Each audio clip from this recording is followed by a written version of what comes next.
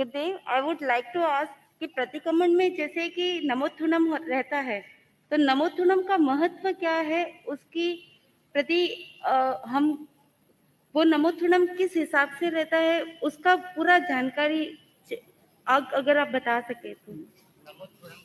प्रतिक्रमण में नमोत्थुनम के लिए हाँ, ये हम प्रतिक्रमण करते हैं तो उसमें लोगस्य का पाठ भी आता है और नमोत्थुनम अरहंताणं भगवंताणं वह पाठ भी आता है। इन दोनों में कुछ समानता भी है। नमोत्थुनम में अरहतों को भी नमस्कार किया गया है और सिद्धों को भी नमस्कार होता है। जहां संपत्ताणं पाठ है वो सिद्धों को नमस्कार का नमोत्थुनम, संपाव्यु कामानंग पाठ है वो हम अरहतों को नमस्कार मान ले। तो अब अरहत कैसे हैं उसका एक स्वरूप हम इसमें देख सकते हैं। सिद्ध कैसे हैं कि अब ये सारे जो पाठ हैं, लोग उत्तमानम, लोग नाहानम, लोग हियाणम, लोग परिमाणम, लोग पज्जोयकराणम, अभय दयानम, चक्षु दयानम, जैसे अरहत तीर्थंकर होते हैं, ये उनकी मानो विशेषताएं हैं, विशेषण हैं।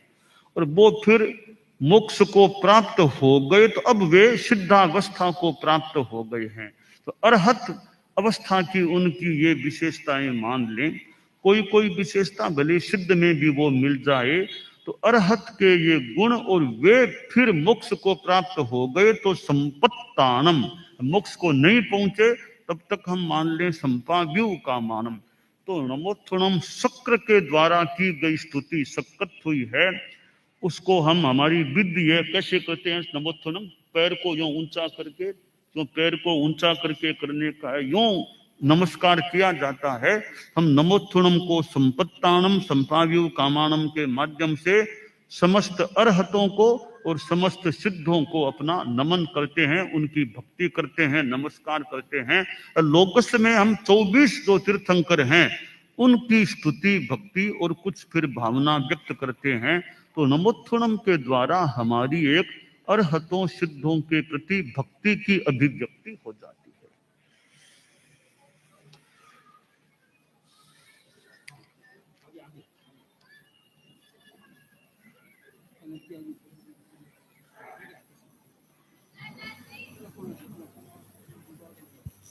तुम वंदे गुरुवरम।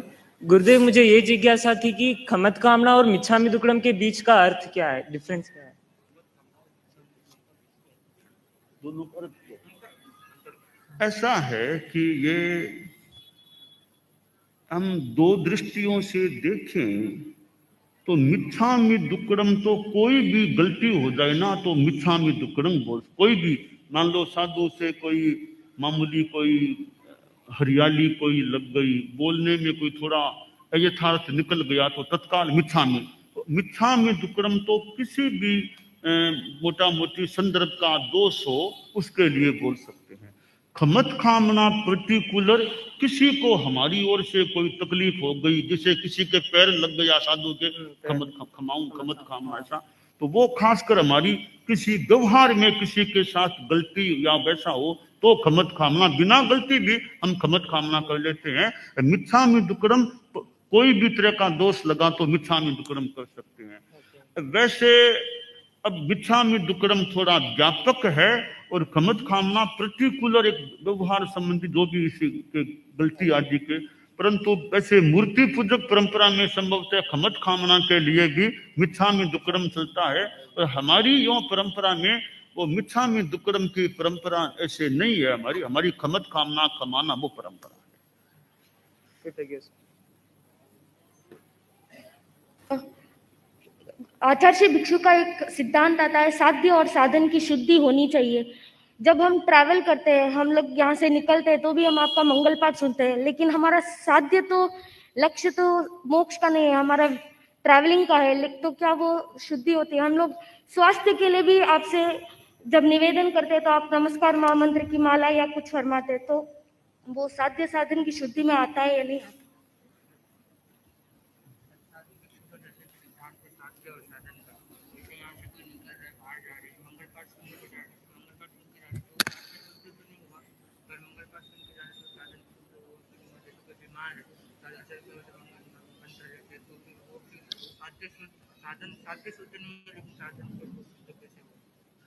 ऐसा है कि एक आदमी के पास यानी 100 रुपया, पिता ने, दिवाली का दिन आया, पिता ने पुत्र को 100 रुपये दे दिए। 4 बेटे थे, चारों को 100 रुपये दे दिए। अब 100 रुपये तो चारों को एक समान रूप से मिल गए। अब 100 रुपयों का कौन क्या खरीदेगा वो अलग बात है। एक लड़का है, वो जाकर के पटाखे खरीद लिए, 100 रुपयों से पटाखे खरीद लिए, रुपये लग गए, पटाखे आ गए। अब दूसरा बच्चा है, मान लो उसने मिठाइयां खरीद ली 100 रुपयों की, ठीक है। अब तीसरा बच्चा था, उसने सोचा कि ये मिठाइयां पटाखे क्या, मैं तो धर्म की किताबें खरीदूंगा। तो वो कोई धर्म की किताबों की स्टॉल पर गया, वहां से धार्मिक ज्ञान वाली पुस्तकें 100 रुपयों से खरीद ली। चौथे ने सोचा कि भी दिवाली है, हम तो महाराज के दर्शन करने जाने, थोड़े महाराज तो दूर हैं, तो वहां चला जाऊं। तो उसने वो टैक्सी, टेम्पो, कार, उनमें 100 रुपये गया, वहां खाना खाया, आया, दर्शन कर लिए।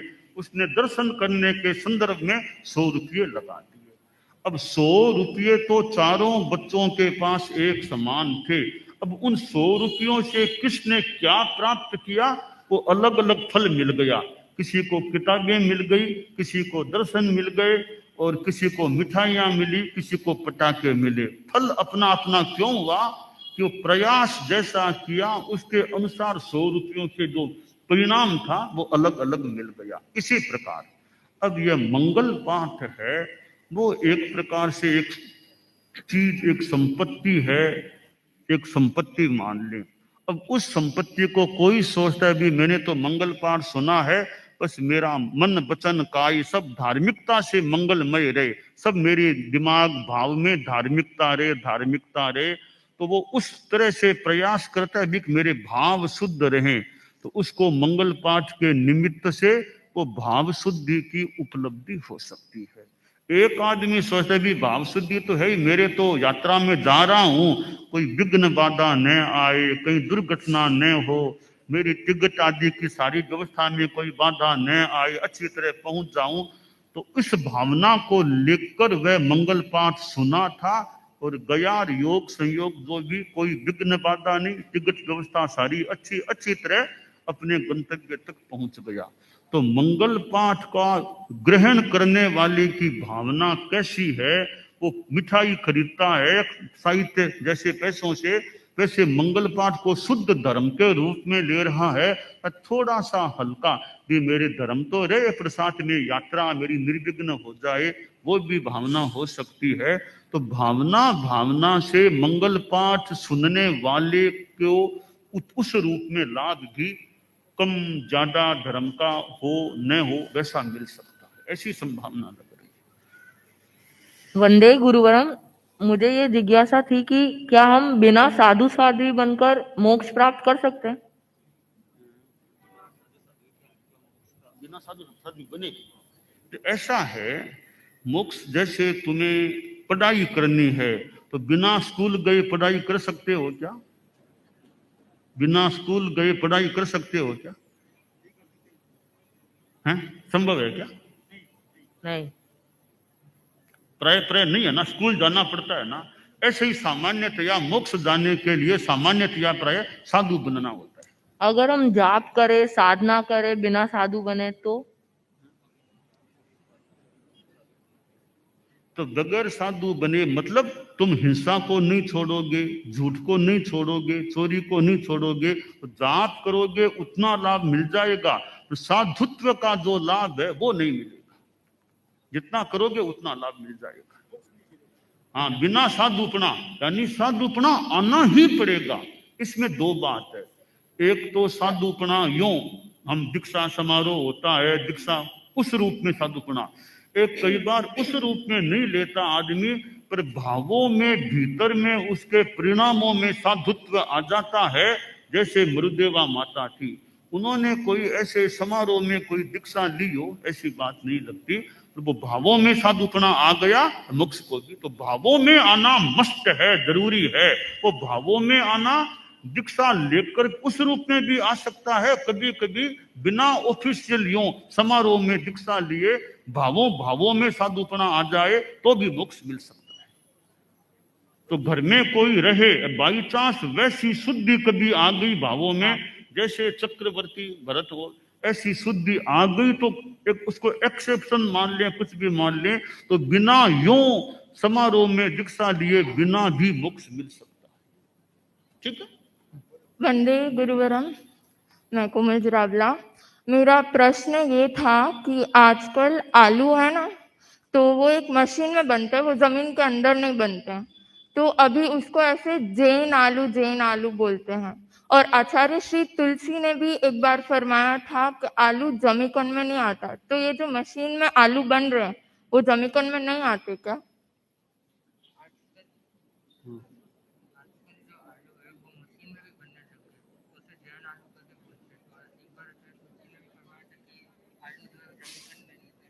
हाँ, ऐसे आलू के बारे में हमारे भगवती सूत्र के जो भाष्य है उसमें भी आया है। और पूरा तो भाष्य में पढ़ने से मोटा मोटी ये माना गया कि ये आजकल के जो आलू हैं वो जमीन में पैदा होने वाले नहीं, ऊपर के स्थिति के हैं, तो वो जमीकंद नहीं है, ऐसा माना। संभवतः बात हमारे शास्त्र के संपादन या भाष्य में आई है, परंतु साथ में हमारी वर्तमान की परंपरा में कि जमीकंद है कि नहीं, ये एक अलग चीज हो गई। जमीकंद का त्याग करने वाले आलू भी नहीं खाए तो नहीं खाना बढ़िया ही है। वैसे शोध में और में कि वो आजकल के ये जो आलू, पूरी बात तो किताब में लिखी होगी, वो जमीकंद नहीं है, पर हमारी परंपरा में जमीकंद का त्याग करने वाले आलू भी नहीं खाए, यह हमारी व्यवस्था है, परंपरा है। वंदे गुरुवरम। वर्तमान की यह व्यवस्था है, कभी परिवर्तन हो जाए तो। वंदे गुरुवरम। प्राय ऐसा बोलते लोग कि भक्तांबर सुबह में करना चाहिए, पर तू यही बैठ जा, या वहां से सुनना पड़ेगा, यहां से सुन ले। हाँ, तुम सुन। प्राय लोग बोलते हैं कि भक्तांबर सुबह में करना चाहिए, तो रात में क्यों नहीं कर सकते गुरुदेव?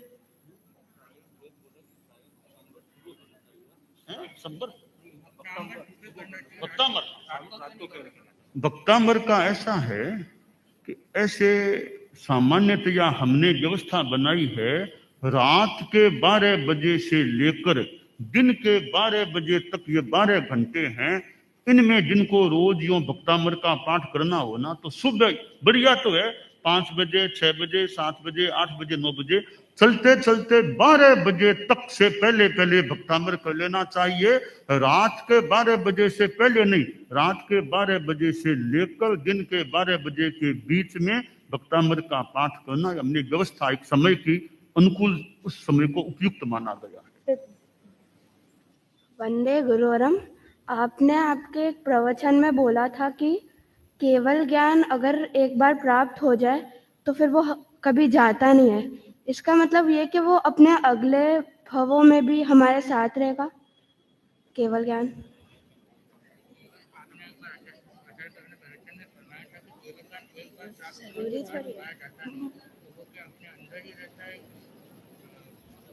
नहीं, केवल ज्ञान वैसे हमारे भीतर में है, ऊपर जो आवरण है वो हट जाता है तो वो प्रकट हो गया। पहले भीतर में तो अभी भी हमारे भीतर में है, तो कर्मों का आवरण है वो हट जाएगा तो केवल ज्ञान अनावृत हो जाएगा। अनावृत एक बार हो गया, दोबारा कभी उस पर आवरण आ नहीं सकता, यह बात है। तो रहता तो आत्मा में ही है, आत्मा में ही रहता है, बाहर कहीं जा नहीं सकता। अभी भी आत्मा में है, बाद में भी आत्मा में। अभी आवरण है, कभी हट जाएगा अगर आवरण, तो वह अनावृत केवल ज्ञान हो जाएगा। अगला भव तो होता ही नहीं है केवल ज्ञानी का। केवल ज्ञानी मोक्ष में ही जाएगा, मोक्ष में केवल ज्ञान बना रहेगा, अगला जन्म नहीं होता है। जिसको केवल ज्ञान मनुष्य जन्म में हो गया है वो न देवगति में जाता न वापिस मनुष्य बनता, वो सीधा मोक्ष में जाएगा, मोक्ष में जाने के बाद वापिस कभी कहीं जाएगा नहीं, वहीं रहेगा, तो केवल ज्ञान सदा उसके साथ रहेगा। वचन में एक और प्रश्न, आत्मोत्कर्ष का क्या मतलब होता है? आत्मोत्कर्ष, आत्मोत्कर्ष इसको एक थोड़ा नेगेटिव असत रूप में भी, अभिमान, घमंड, वो आत्मोत्कर्ष। एक तो ये भी एक घमंड अभिमान के रूप में संभवतः कहते हैं। दूसरा अर्थ करें तो आत्मा का उत्कर्ष, आत्मा का उत्थान, आत्मा का विकास, वो।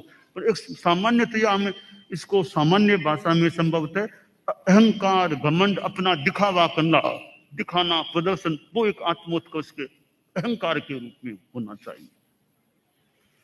अब नंबर इसका नंबर है वंदे भगवान। वंदे भगवान।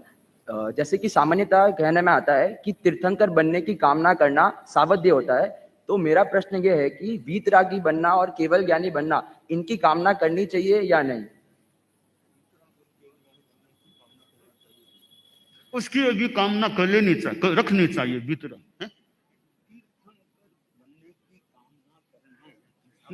नहीं, तीर्थंकर पद जो है उसकी कामना नहीं करनी चाहिए, पर यह मन में मैं बीतराग बनूं, केवली बनूं, यह भावना नॉर्मल रूप में मान्य लग रही है। तीर्थंकर पद पाने की भावना नहीं करनी चाहिए, वो पुण्य की प्रकृति है, पुण्य की इच्छा नहीं करनी चाहिए, केवल ज्ञानी बनने की भावना करे। गुरुदेव, हम प्रतिक्रमण करते हैं तो उसको विधि सहित करने का क्या महत्व होता है? हम ऐसे भी तो कर ही सकते हैं।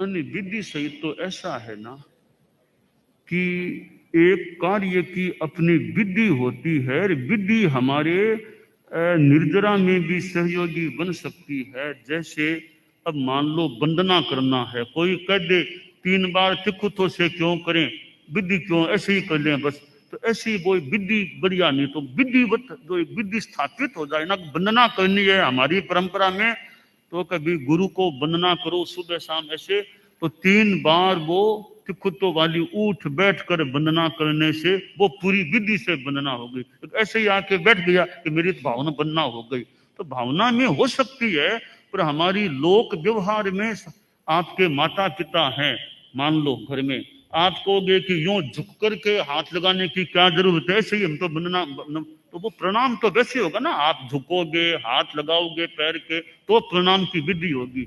इसलिए जिसकी जो विधि है, तो प्रतिक्रमण की जो स्थापित विधि हो कि खमास मनो है तो वो कैसे करना, नमोत्थुणम कैसे करना, अतिचार बोलते समय खड़ा रहना, तो वो जो विधि है वो विधियां बनाई हुई होती है। सामान्यतया हमें उनका फॉलो करने का प्रयास करना। वंदे गुरुवरम, समायिक 48 मिनट की क्यों होती है? हाँ, यह एक कालावधि होती है कि वो एक मुहूर्त का कालमान 48 मिनट का है। तो अप्रमाद का भाव भी, अप्रमाद का गुणस्थान है, वो भी एक मुहूर्त से ज्यादा, तो एक सामान्य जो 6, 7वें गुणस्थान वाले होते हैं, तो उनमें एक मुहूर्त से ज्यादा तो वो बोल नहीं, एक मुहूर्त के अंदर अंदर होता है। तो हमारे कि जिसकी और कोई निर्धारित अवधि नहीं है, उसकी हम एक मुहूर्त मानते हैं। तो इस प्रकार 48 मिनट यानी एक मुहूर्त की एक स्थापित विधि हो गई है सामायिक। कोई तो स्थापना करनी भी पड़ेगी ना, तो संबर में तो छूट है, 10 मिनट का कर दो, 20 मिनट का कर दो, पर सामायिक में स्थिर है, नियम है, एक मुहूर्त की ही सामायिक होती है, तो स्थापित विधि। वंदे गुरुवरम। गुरुदेव, जैसा आपने प्रवचन में फरमाया कि धर्म को जाने और अनगार धर्म पालने की क्षमता ना हो तो अगार धर्म का पालन करे, परंतु यदि कोई है उसकी धर्म में बहुत रुचि है, धर्म बहुत अच्छा लगता है, तो वो खुद को कैसे धर्म की ओर अग्रसर करे? ऐसा है कि धर्म को सुन लिया कि अनगार धर्म भी है, अगार धर्म भी। पहली बात तो है, हो सके तो अनगार धर्म को पालन करो, स्वीकार करो। वो क्षमता नहीं है तो श्रावक धर्म है, अगार धर्म है, तो वर्तमान में समणी धर्म भी है, मान ले हम समणी भी ऐसे, तो जितना उतना बढ़ो, गृहवास में रहते हुए वो करो कि या समणी बन जाओ, तो जितना पालन कर सको, तो यही बात है ना, और क्या, यही पूछना चाहिए। गुरुदेव कृपा वंदे गुरुवरम। शनिवार की 7 से 8 सामायिक का क्या महत्व है? ऐसे तो एक इसके पीछे बात है, पर हमारा एक प्रश्न है, वो तुम्हारी छुट्टी कब होती है स्कूल में? कब होती है? स्कूल खत्म होने के बाद। रविवार को। तो रविवार को ही क्यों होती है छुट्टी? संडे को ही छुट्टी क्यों होती है? पहले इसका उत्तर दो, फिर हमारा अगला उत्तर लेने की। ठीक है। वंदे गुरुवरम। गुरुदेव, उपसर्गहरम पाठ आगम में आया हुआ है, तो उसका पाठ करने का बेस्ट टाइम कब है? उपसर्गहरम सूत्र के पाठ आगम में आया हुआ है, उसका पाठ करने का बेस्ट टाइम कब है? आगम की बात तो मैं नहीं कहता उस गरम, पर उसका पाठ रात्रि के समय, सायंकाल का, यानी जैसे अपने दिन के 12 से रात के 12 के बीच में, सूर्यास्त के बाद में 8 बजे, 9 बजे, 10 बजे, यूं शाम के समय।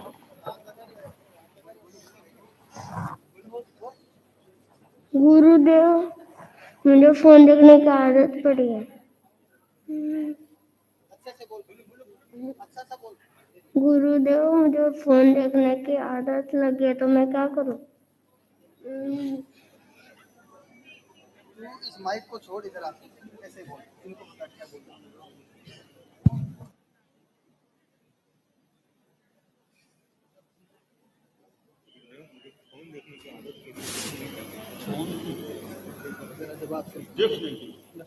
फोन देखने की आदत है ना, तो ऐसा कर लो पहले कि एक नियम कर लो कि रात को 10 बजे के बाद, 10 बजे से लेकर सुबह 8 बजे तक फोन का उपयोग नहीं करना। कर सकते हो ऐसा? रात को 10 बजे से, बाद में सोना भी तो होता है ना, 10 बजे से लेकर सुबह 8 बजे तक फोन में कुछ नहीं देखना सामान्यतया। ठीक है, नियम करा दे।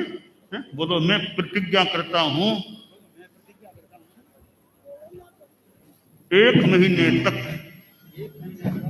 यानी अगले 22 नवंबर तक है, ठीक है ना, रात के 10 बजे से सुबह 8 बजे तक सामान्यतया फोन में कुछ नहीं देखूंगा।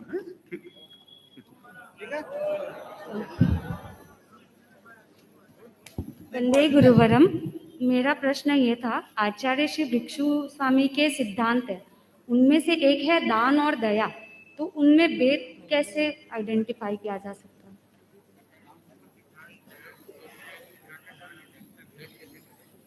दान और दया, दान और दया में भेद। हाँ। दान में तो जैसे देना, ज्ञान, किसी को भिक्षा देना, चीज देना, भोजन देना, पैसा देना, पानी देना, ये तो दान हो गया।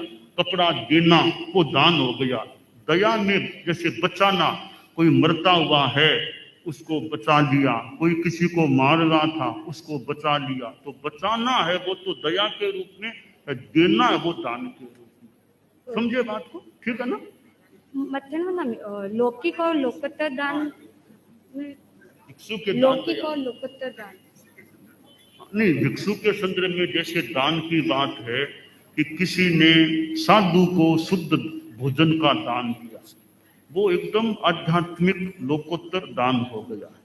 किसी आदमी ने किसी भूखे को, प्यासे को, आप लोगों ने गरीब भिखारी आदि को कुछ रोटी दे दी, पानी पिलाया, वो लौकिक दान हो गया, सांसारिक दान हो गया। अब दया में कि जैसे मान लीजिए कोई पक्षी था, बेचारा थोड़ा घायल सा हो गया, तुम लोगों ने उसको उठा करके थोड़ी चिकित्सा कर दी, उसको राहत मिल गई, वो मरने से बच गया, उसको बचा लिया, वो लौकिक दया हो गई। अब तुमने किसी आदमी को समझा बुझा के उसको चोरी का त्याग करा दिया, झूठ का त्याग करा दिया, हिंसा का, वो उसकी आत्मा को पाप से बचाया, वो आध्यात्मिक और लोकोत्तर दया। ये इस प्रकार दान। गुरुदेव, अपन डिनर्स के पहले क्यों खाते हैं और बाद में क्यों नहीं खाते हैं? curious. क्यों नहीं खाना चाहिए, यानी रात्रि भोजन क्यों नहीं करना चाहिए? वो ऐसा है कि संयम है। रात में हम देखते हैं ना, रात में खाने से जीव हिंसा की ज्यादा संभावना। अंधेरा है और है, जीव पड़ जाए, दिखाई न दे, मर जाए। दिन में तो आंखों से दिख जाए कि जीव है, तो ध्यान रखें। तो अहिंसा की दृष्टि से रात में नहीं खाना पीना। दिन में भी वैसे कोई श्रावक का खाना पीना वो धर्म की बात नहीं कहते। साधुओं के लिए दिन में खाना गीत है। अहिंसा संयम मान लो की दृष्टि से तपस्या भी हो जाए। रात को खाना निश्चित है, खासकर हिंसा से बचने के। वंदे गुरुवरम। अब थोड़ा एक इनका और एक बालक का, यूं दो करके फिर यथासंभव पूरा। वंदे गुरुवरम। गुरुदेव, जैसे बंगाली लोगों का पहला पोशाक होता है, गुजराती लोगों का आज न्यू ईयर था, वैसे हम तेरापंथियों का नववर्ष कब है?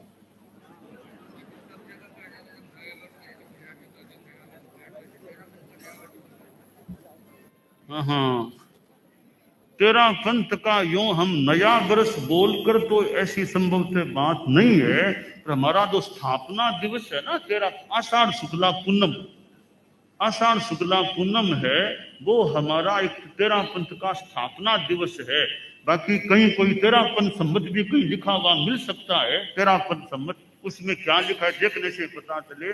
पर हमारी प्राचीन परंपरा जो तेरा पंथ में रही है, वो तेरा पंथ की न कहीं बोले तेरा प्राचीन श्रावण बद्धी एकम से हमारा नया वर्ष शुरू होता। श्रावण बद्धी एकम से हमारे साधुओं की परंपरा में पहले हम श्रावण बद्धी एकम से नया वर्ष शुरू मानते। वो तेरा पंथ का मैं नहीं कहता, एक प्राचीन विधा व्यवस्था के अनुसार चलता था।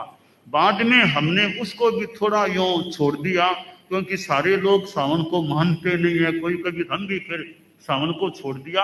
हम आजकल चैत्र शुक्ला एकम से हमारा यूं विक्रम संवत जो शुरू होता है, तो वो ऐसे विक्रम संवत है। तो तेरा पंथ बोल करके तो हम कोई लिखा हुआ कहीं हो, वैसे आषाढ़ शुक्ला पूनम हमारा स्थापना दिवस है। उस हिसाब से तेरा पंथ का वर्ष माने तो संभव मान सकते। अब एक ये हो जाए। वंदे गुरुवरम। मेरा ये प्रश्न था कि अगर हम किसी की मदद करते हैं अच्छी भावना से, परंतु उससे वो क्रोधित हो जाता है, तो क्या उस समय हमारे अंतराय कर्म बनते हैं?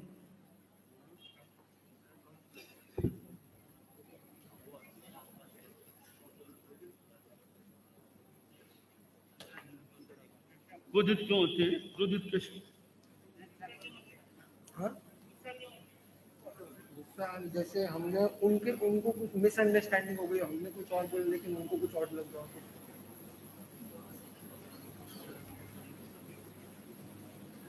लोग गुस्सा किया वो तो बढ़िया नहीं किया, गुस्सा तो छोड़ने का ही सामान्य किया। गुस्सा तो करना नहीं चाहिए, किया है तो उसका फिर पश्चाताप कर लेना चाहिए। गुस्सा तो नहीं, ऐसे नहीं। अब जैसे मैं मेरे दोस्त के साथ कहीं बाहर गया और वो कुछ और खा रहा था, वो अगर नॉनवेज खा रहा था और मैंने उसको करने से रोका, अब मैंने उसका करा भला, पर उसने वो गुस्सा हो गया। गुस्से से अंतराय के तो खाया, उसने खाया तो था ही ना, आखिर वो खाया तो था ही ना। नहीं, तुमने समझाने की चेष्टा की ना। हाँ। तुमने तो उसकी भलाई के लिए, आत्मा को मतलब शुद्ध रखने के लिए तुमने कहा, तो इसमें अंतराय की कोई, तुमने कोई एक तो जबरदस्ती किसी को रोके, वो तो अलग बात है। समझाने में कोई अंतराय की बात नहीं।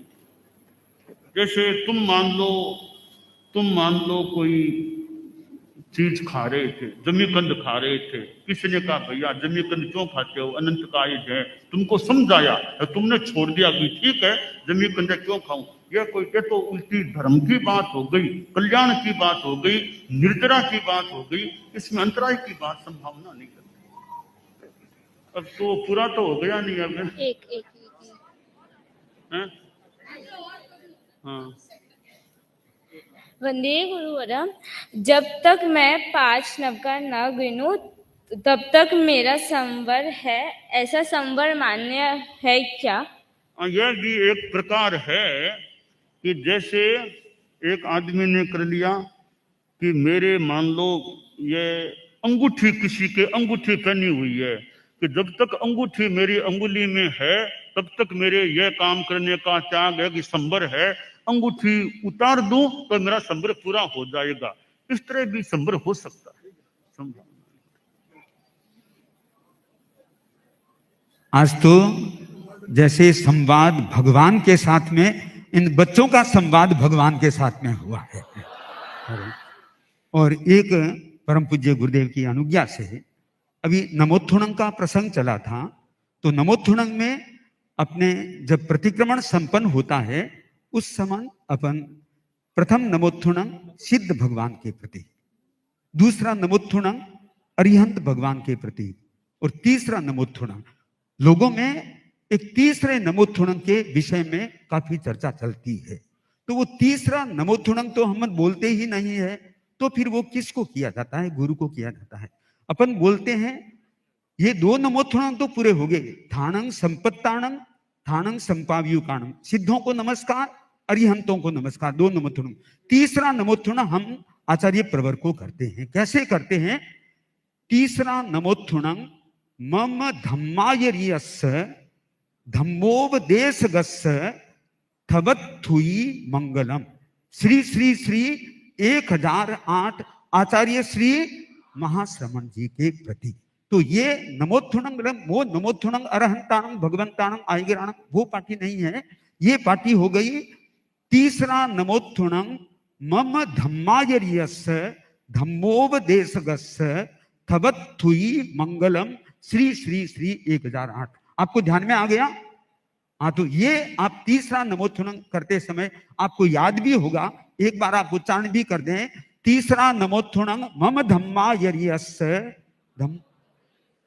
धम्मोपदेशगस्य थवत्थुई मंगलम श्री श्री श्री 1008 आचार्य श्री महाश्रमण जी के प्रति। तो अब हमने आचार्य प्रवर को नमोत्थुणं कर दिया है। अब सभी अपने स्थान पर खड़े खड़े हाथ जुड़े